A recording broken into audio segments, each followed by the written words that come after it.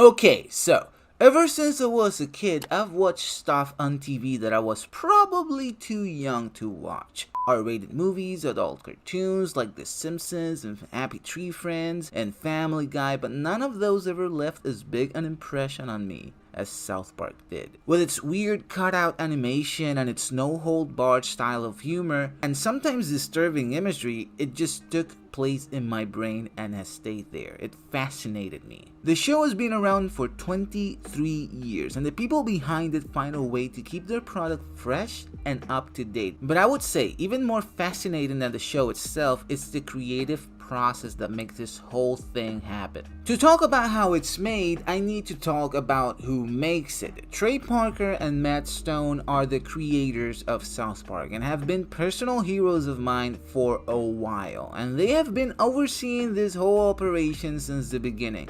Usually with these type of shows, the creator is involved for a time, and then after the show gets big enough, they put other people in charge of writing, direction, etc. Not these two though. They have been in charge of every creative decision since the show's conception, and the way they operate is different from any other animated or live action show for that matter in the business. While other animated shows take a few months to complete single episodes of a show, the South Park team writes, records, animates, and polish an episode in the span of 6 days. Oh, and Trey and Matt voice most of the characters themselves too. Before we move on, remember to like and subscribe to my channel for more content like this. Hit that little notification bell so you never miss what I upload.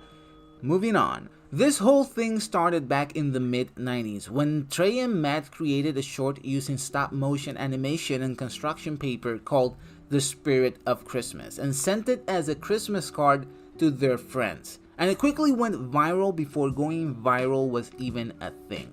Even back then, we could see the seed of what would become the staple look of the South Park kids. The idea of doing it this way though was inspired by Monty Python's Flying Circus style of animation with a very crude, very unfinished look. Regardless, that's where a lot of the humor comes from, the animation style. A couple of years later, enough people had seen it, but they forgot to put their names anywhere on the project, so they weren't credited for it for a while. Yeah, people call us and say, dude, you gotta see this thing, I'm gonna send you this thing. And we're like, that's ours. And then we had people, because we didn't put our names on it, that was another thing that drove people nuts. We found out people were getting jobs saying that they did it. Dudes were getting directing jobs, commercial jobs, and we just like had no job. Like, we got the guys that made Spirit of Christmas, and we're like, we made Spirit of Christmas. Like, yeah. Eventually, people figured out who was behind it, and they got picked up for a show at Comedy Central, and the rest is history. Since then, they have been able to make a couple movies, and the Broadway musical The Book of Mormon, and by the way, Trey Parker is 1 Oscar away from becoming an EGOT. That's someone who has won an Emmy, a Grammy, an Oscar, and a Tony, and there's not many of those in the world. Matt and Trey have been known to push the boundaries of television for as long as South Park has been on the air, and the reason they manage to stay relevant is because they usually tackle current events as soon as they happen, because they are able to make the episodes so fast and they can get on top of it really quickly. They also have a very strict writing guideline that they stick to whenever they are writing an episode for the show. We can take these beats, which are basically the beats of your outline, and if the words "and then" belong between those beats, you're f***ed. What should happen between every beat that you've written down is either the word "therefore" or "but." Be this happens, and therefore this happens. But this happens, therefore this happens. And that's why you get a show that feels like, okay, this to that, to this to that, but this, here's the complication, to that. It all starts on Thursday with the first writers meeting where they basically just throw ideas for one episode and see what gets the bigger laughs, and as soon as they land on something they like, Trey writes a couple scenes and sends it into the animation department so they can start working on it. But the pressure of this model looks like a nightmare, to be honest. Like, even though that's the way we've always done it, there's this little thing going, oh, you're screwed. You're screwed. And then I tried to get a diversion and play a little Xbox last night, and a big ad for South Park came up on the Xbox, and I found, starting Wednesday, and I was just like, oh, shit, just can't get away from it.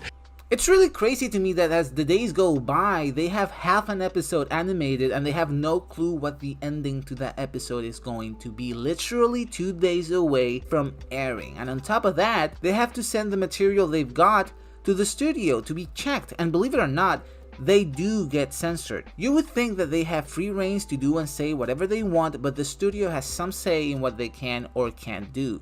But this is no impediment for them to push it, because this type of interference incentivizes much more creative ways for them to think of how to tiptoe around that censorship. Their ability to work last minute and under all that pressure is the main reason they've never failed to deliver an episode. In one occasion, they had to pull off what I think is one of their greatest achievements yet, and one of the craziest fucking things I've ever seen on TV. And who better to tell the story than Trey Parker himself? Every episode, we were already tired, and we got through it, and we got to the last show, and we couldn't think of anything. And we sat in the office from 8 in the morning till midnight and could not come up with a single idea for a show. And we're like, dude, it's midnight. Let's just go home and go to bed and hope that we can do a show in 5 days, right? Friday, we came back in, sat around, and nothing. And we're like, okay, well, let's just, you know what? And it got to the end of the day. We're like, we're fucking tired. Let's just call it. We'll 4 days. Something set. Yeah. So now it's 4 days. Yeah. We come in on Saturday and we're like, fuck, let's just put some stupid fucking thing on, right? It was Christmas time again and whatever. And we're like, let's just do a fucking Christmas critter orgy, right? And that was when Blood Orgy. That was like somebody said Blood Orgy. We're like, Blood Orgy. Let's do a Christmas blood orgy, We with can do critters, and we just start doing shit, right? And everyone in the office is like, what the fuck is this? Like, because that's all it was this big blood orgy with critters in it. And then we start going like, okay, well, maybe the critter, maybe Stan's there and whatever. And then what, and then, you know, now it's Sunday and we start going like, yeah, well, maybe this is all just a story that Cartman's telling. And we're like, oh, that's kind of cool.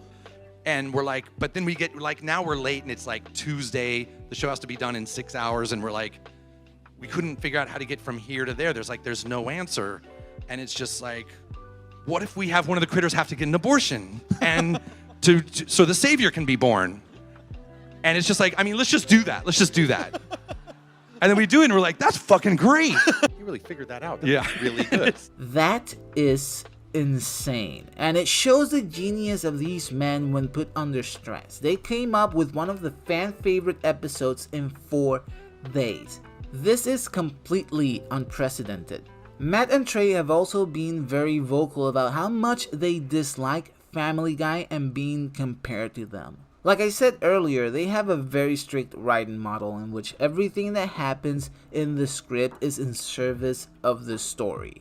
Nothing is wasted. However, Family Guy has this very formulaic way of telling jokes in which mostly is centered around the cutaway gag, in which we completely detach from the story being told to see a completely unrelated joke, and South Park even made fun of this in an episode. South Park avoids this and keeps everything tight and in the context of the story. I'm not saying I personally dislike Family Guy. I enjoy both shows very much, but I truly believe South Park is the superior show in terms of writing by a lot. Trey and Matt have managed to create something very special, and the care they have for what essentially is their baby in the form of a show is demonstrated by them staying there, never handing their project to nobody else. The show needs their creative magic, and the day one of them leaves the show is the day South Park dies.